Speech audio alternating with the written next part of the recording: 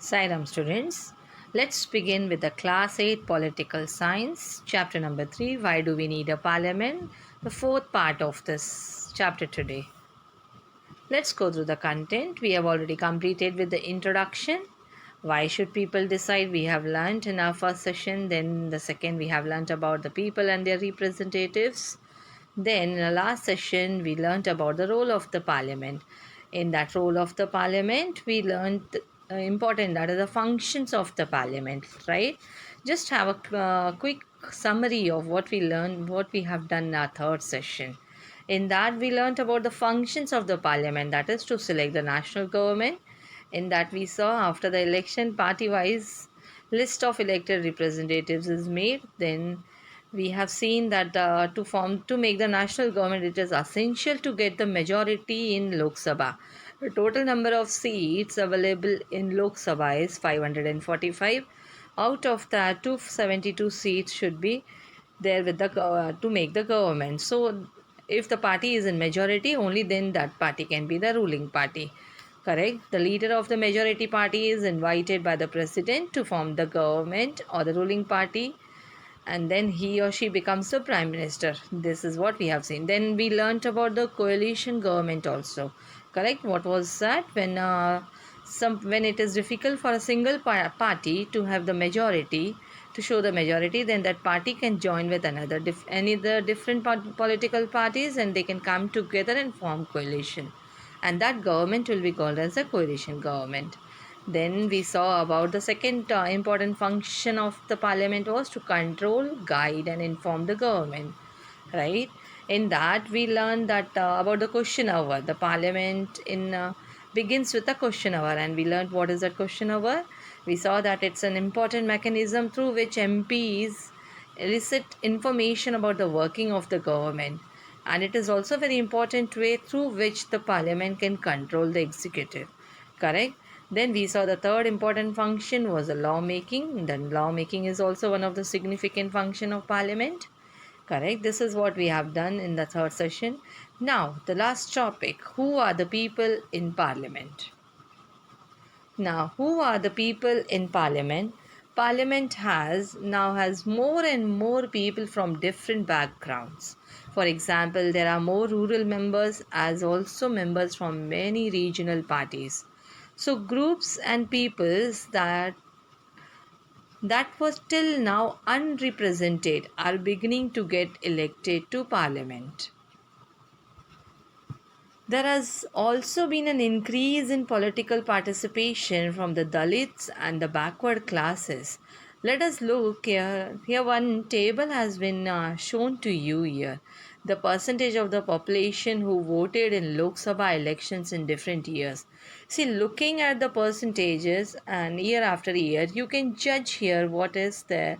Look at this and try to understand the people's participation during the last 65 years has been shown to you here, whether it has decreased, increased, or it's stable. Just have a look and go through it. See, if you'll compare in 1951-52, it was only the voters turnouts was only 61.16%, whereas if you will see in the year 2019, it has increased to 67.11%. So definitely looking at this data, you can say there is an increase in the voter turnouts. It has been observed that representative democracy cannot produce a perfect reflection of society. So there is a realization then that when interest and experiences separate us, it is important to ensure that the communities that have been historically marginalized are given adequate representation. This is what, see, actually why SCs and STs they should be included there, because the increased participation from Dalits and backward classes, marginalized societies like SCs and STs, they will have reservation in parliament as they are more familiar with the interest of their society also. So some seats are reserved. With this in mind, some seats are reserved in parliament for SCs and STs. This has been done so that the MPs elected from these constituencies, they will be familiar with and can represent Dalit and Adivasis' interest in parliament. See, they can understand the people from that particular area only can understand very well about the problems faced by the Dalits and the Adivasis people, correct? So if they have been included in that parliament, they get the seats in the parliament, they are the right person to take some good steps for them, for the benefit of that particular society, of that particular region, or that particular community. So that is the reason there was a need to have the reservations in parliament for SCs and STs also. So that is the reason that Parliament decided to have some reservations for SCs. SCs means scheduled caste and ST means scheduled tribes. See, as per the order issued by the Delimitation Commission in 2008, 412 were the general categories reservation. Among that, 84 seats are reserved for scheduled caste and 47 seats for the scheduled tribes. Actually, whereas earlier it was 79 and 41 for the scheduled caste and scheduled tribes respectively. So we can say in that way, looking at that number, like the number of seats in parliament were increased for scheduled caste and scheduled tribes. Why? Because they are the right people. They can tell about the community, the problems faced by their community, and then the government can take the decisions according to that, right? Now, similarly, it has more recently been suggested that there should be reservation of seats for women also. This issue is still being debated. 60 years ago, if you will talk, only 4% of MPs were women, and today it is just about 12%. Whereas, actually, as per the Women Reservation Bill, it is like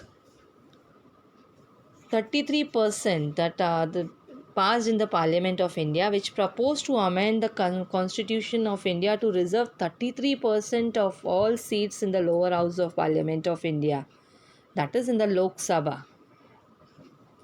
But whereas it is still like it is not yet confirmed, it is still in debate, because Rajya Sabha has passed a bill, but still Lok Sabha has not passed a law for that. So still that particular reservation bill, the women's reservation bill, is in debate. This is a small share when you consider the fact that half of the population are women, but still that 33% reservations have not been allotted to the women, because Rajya Sabha has passed a bill on March 9th of March 2010, wherever the Lok Sabha never voted on that bill. The bill is still pending as it never went to the Lok Sabha. So it is issues of this kind that force the country to ask certain difficult and often unresolved questions about whether our democratic system is representative enough, whether the allotment that has been done, with the fair representation has been done. The fact that we can say these questions are and are working towards answers is a reflection of. Now let's understand the meaning of the term unresolved first. Unresolved means the situations in which there are no easy solutions to problem. See, resolved means when it is settled down, when the problems have been solved out. Whereas unresolved means the opposite of that, where the solutions of the problems are not easy. So it is like the fact that we can ask these questions and are working towards answers is a reflection of the strength and the faith that people in India have in a democratic form of government. So this kind of discussions about reservations and questions restores our faith in the democratic form of government, right? Now let's have the quick recap of what did we learn in the today's topic, that is who are the people in parliament. The parliament has more and more people from different backgrounds. There are more members from rural areas as well as from the regional parties. Like many groups which had no representation earlier are also there now, such as from the backward classes. So increased participation is there from the Dalit and backward classes. Marginalized societies like SCs, that is a scheduled caste, ST, that is the scheduled tribes, have reservations in parliament as they are more familiar with the interest of their society. Correct? So recently the idea of women reservation have also been suggested, but that issue is still being debated. So along with the members from national or regional political parties, There are independent members also. Now, representative democracy sometimes is not a true reflection of society. Actually, historically, if we'll say marginalized communities like the SCs and the STs have been given adequate representation in the parliament. The issue of reserved seats for women is still being debated. So, half of, if we'll talk about the reservation of women, half of the population is of women, but only about 9% of our MPs. I told you recently it is 12% of MPs are women. So this kind of discussions about reservations and questions that restores our faith in the democratic form of government. If we'll talk, all people do not cast their vote, right? See, if you have remembered, we have gone through the table there. We saw the percentage was 67 in the year 2019. It means out of 100%, only 67% are going for, they cast their vote. They use their right to vote. So, representing democracy cannot produce a perfect reflection of society. It is important that communities that have been historically marginalized are given adequate representation. So, their interests and requirements may be separate. And I told you about that reservation, women's reservation bill also in 1951-52, only 4% of MPs are women, but today it is just around 12%, whereas still half of the population is of women. So that the bill of the 33% need to be considered in that way. So this is what today we have learnt in the topic, who are the people in parliament. So I hope you all understood the today's topic, that is who are the people in parliament, very well. Now here we have completed with our chapter today. The main topics that we have learned here is given here. Just we will just summarize the topics, like the main important points that we have touched in this chapter throughout this four parts. Just we have learnt about that after a long struggle we got independence in 1947, right? Then during national struggle, policies of the British were openly criticized. Correct. Then the demands like the elected representatives to legislature, discuss budget, etc. These were made. Then we learnt about the Government of India Act 1909. Then after that you also learnt about the universal adult franchise, that is the all citizens of India has the right to vote, above 18 years has the right to vote irrespective of caste, color, religion, right? Then you learnt about the parliament is the supreme representative authority. Constitution gave the right to Indian citizens to elect our parliament. And we learnt about the two houses in parliament, that is the Lok Sabha, elected for 5 years, and then the Rajya Sabha also. The candidates belonging to different political parties contest from different constituencies. Then elected members are called as the MPs, that is the members of the parliament.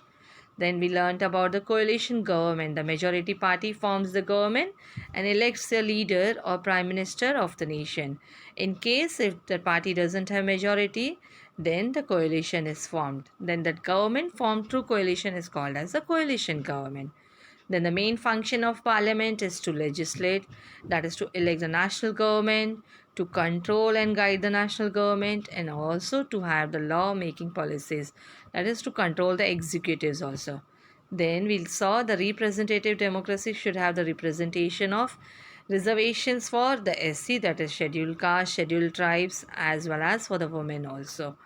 Then, just the important terms that we have learned in our chapter is the democratic form of government, that is government of the people, for the people, and by the people. Then we learned about the universal adult franchise. You saw about the EVMs also, that is electronic voting machines.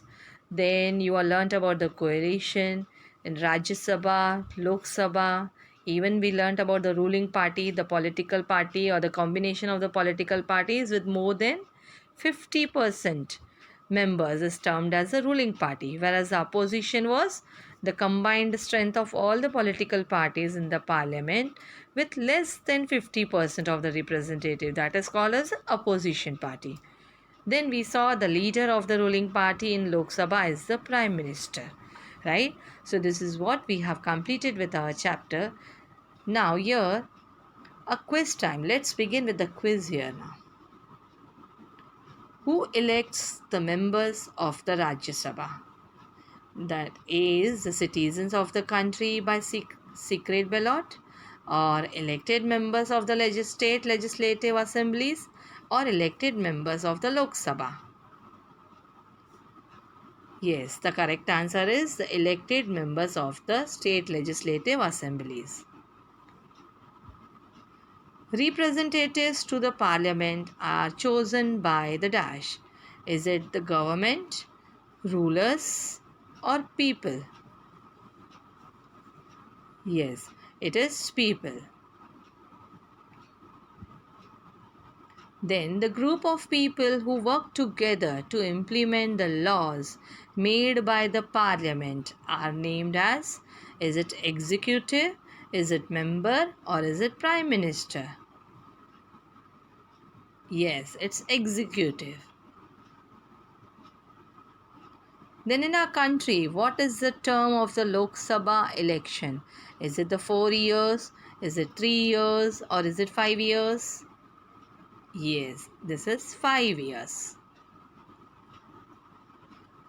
Which is an important way to control an executive in the parliament? I hope you all remembered it very well. Is it through the question hour, or is it through assembly, or is it 0 hour? Yes, it's question hour. So here we have completed with our chapter. I hope you all have understood the chapter very well. Go through all the presentations. See you in the next session with a new chapter. Till then, take care.